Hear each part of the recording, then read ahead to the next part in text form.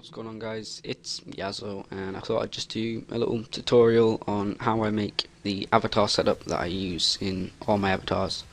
I do prefer to make my own simply because I just find that the ones I'm usually given by teams or clans just aren't what I'm used to, and the ones I make with my PSD setup just turn out to be a higher quality.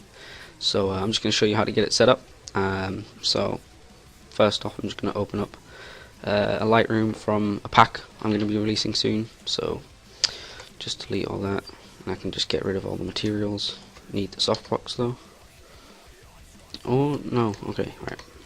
So first things first, you want to get your AI that you want to make. Just for this I'm going to be using the red reserve, purely because I already made one earlier, so I'm just going to drag in this, just open it up, change the position so it's in the middle, and then I'm just going to scale it down a bit, so using T on the keyboard. So once you have this all set up, you can just drag it around, move it, etc. So you're going to want to get extrude NURBS and just make it a child, so it's just inside, and you'll see it does nothing so far. So you just go to the extrude NURBS and just click hierarchical, so it just, instead of having to make one for each path, you're just going to have this. So you're going to want to adjust the depth a bit so it's until something you like. So I think I like about 140 for this logo. It will vary depending on your logo, and then I tend to use a fillet cap, 2 on 2 on 2, so just to give it a bit of a depth. But you're not going to be able to tell because of, well, you are going to be able to tell, but there's going to be an outline around the front, so you're just going to mainly see it on the back. So you just want to Control C and V twice so you get 2 more copies, and you want to go back to object and you just want to change this to 1 on both of them. So, and then you're gonna click this one and you're gonna make it 1 bit, I don't know how you present, like 1 pixel I guess it would be, in front of the back one. So you're gonna do that with both, and then you're gonna want to grab an atom array and just drag one of them inside of it, and then I tend to use about 1.5, gives a good result, but for this it's a bit too big, so I'm going to use 1.25 just so it's a bit thinner. And then that's it really. You're just going to hide these so that you just got the back one, and then you're going to render that out, and then you're just going to unhide this one and then render that out, and then that. But say you wanted it to be slightly curved, you just want to get a quick wrap, and then obviously you're going to have to make it slightly bigger to begin with. But if you just go up to MoGraph Effect Plane, whoops, did not mean to do that, I mean null, get a null object from the object where it has all these, and just grab a null one, just drag it on the side, or it just doesn't want to, drag it on the side. You can see it just wraps it really tight, and it's not what you want, so you just want to change the tension here.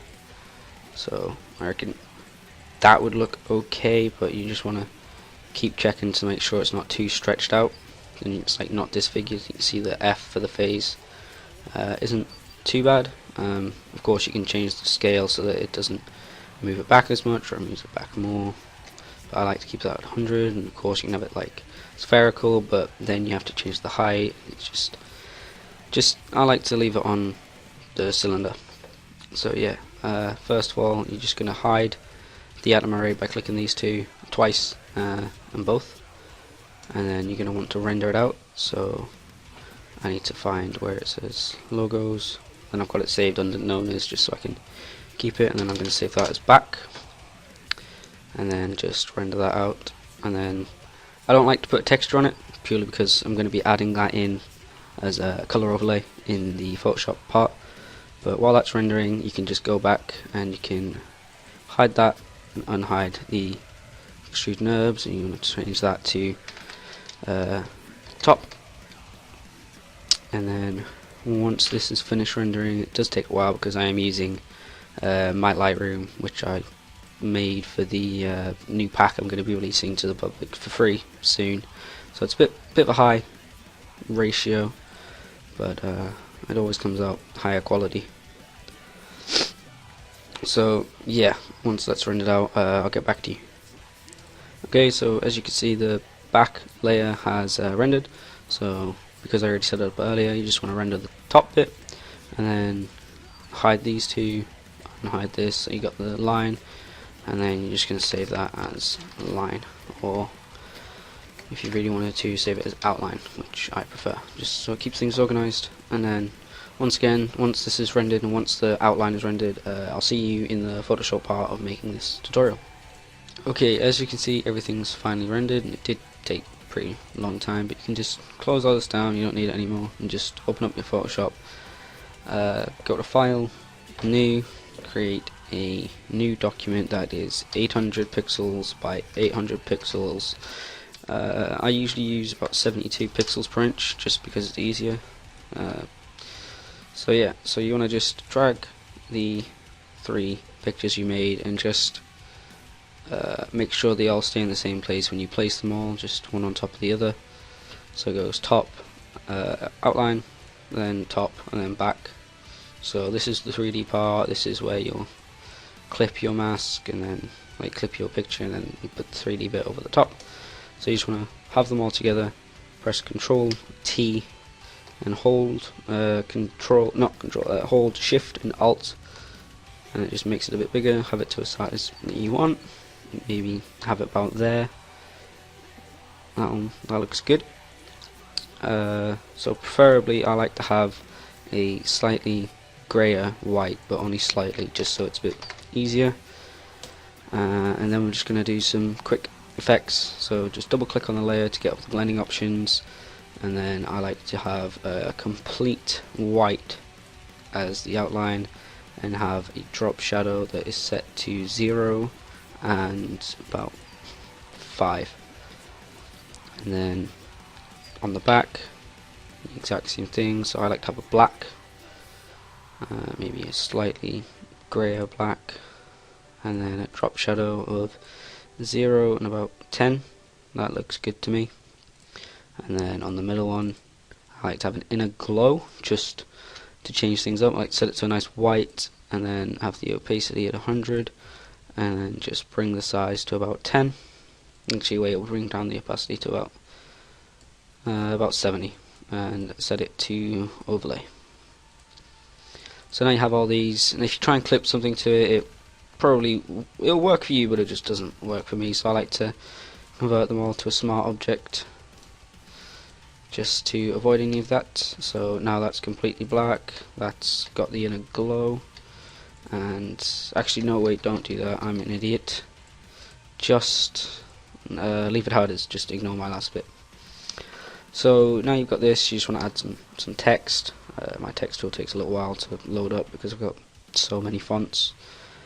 So yep, once it's loaded up, I like to use Typograph Pro just because it's it's a clean font, and I like to have mine on strong.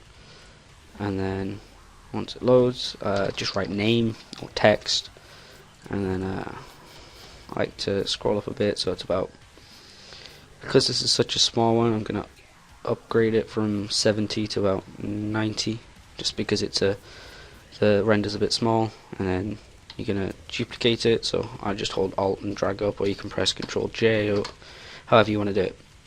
And then move this one with your arrow keys on your board, press up once and left once, and I'll show you why in a second. So I like to add a white-ish stroke to this, add a bit of an inner shadow,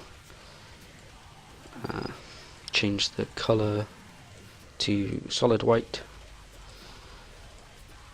and on here I like to add a bit of a drop shadow, so that looks about right.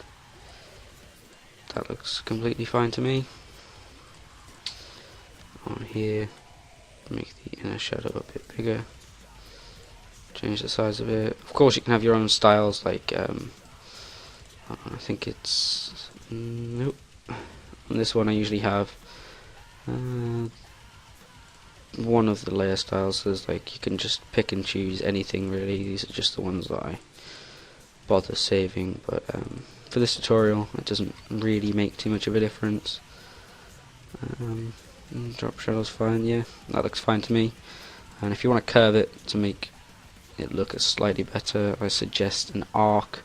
Change that to about 10, and change the vertical distortion to about 10, and then of course you need to do the same on the other one, so arc 10, 10. So yeah, that just adds like a subtle, there we go, I just moved it down a bit further, so that like gives it a bit of a drop shadow. You can decrease this or whatever, but I like to have it on a thick black. So yeah, now you've got that, I like to lock the top and the back layer so that you can't accidentally drag them around, or you can't accidentally edit them, you can't do anything. So yeah, next step, you just want to get your picture that you want to put in the avatar. So I'm just going to choose a pretty easy one that I don't have to pen tool very much. There we go. Grab this one, pretty easy, it's got a white background, so you just clip that to the top layer, and then you obviously just get it so the white's not there anymore, have it above it, and then just have whatever you do. So this isn't how I make them, this is just a quick tutorial, so you can just have that like that. Look pretty easy, but this is just how I set them up. I also add a quick color corrector when I'm making this, so I usually add the brightness a bit, and then I'll create a new folder for the color corrector, so CC color corrector. I like to add a gradient map, black, solid black to solid white, set that to soft light, change it to about 10. Curves, the simple slight S shape, I have vibrance to about 20, contrast about 5. What else do I usually do? I usually add a slight photo filter, but it's usually like a really pale blue, just because that's usually what I go for, so about that blue, and then I'll turn it all the way down to about 20, just something subtle when it all comes together. And then I usually add one final gradient map, which is the violet to orange, set that to soft light, and I usually have that on about 20, so when it all comes together, instead of it looking bleak and terrible, it has a slight color corrector, so it's just more vibrant. Of course you can change it, you can take it off, voice crack, you can take it off, you can have it however you want, but yeah, that's how I make them really. I usually add a gloss as well, so I'll quickly show you how to make that. You choose a solid white, grab the pen tool, click from one end, and then click and drag so you can make a curved line, and then I hold control and just click on this point and then just drag it around quickly so that it goes from corner to corner, and then press alt and click on this top point so that it doesn't have another curved line, it just stops how it is, and then just connect the dots, and then fill foreground color, delete the path, and then I add a drop shadow of about 10, and I just turn down the opacity to 10. Or you can have the drop shadow so it's slightly less, you can have it like 5 if you really wanted to, but it's just a slight gloss. People still use that, and that is basically how I set up my PSDs in a very rough form. It's got the slight CC. If I just go back to how the other one was in the one I created earlier, Red Reserve, Yasuo Red Reserve Avatar, I just call it my name and then whatever team it is. This is slightly different, of course, because it's done slightly differently. I've still got the inner glow, still got the drop shadow, still got the text, which is slightly different because it's grey on the top, but it doesn't make a difference when you add a colour in.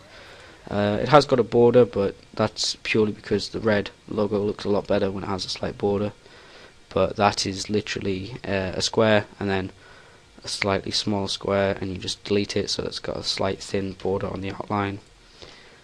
It's got the gloss, it's got the color corrector, as you can tell. It's got everything that I've got in here, so it's all sorted really. That's how I make my avatars PSD setup, so I hope you enjoy.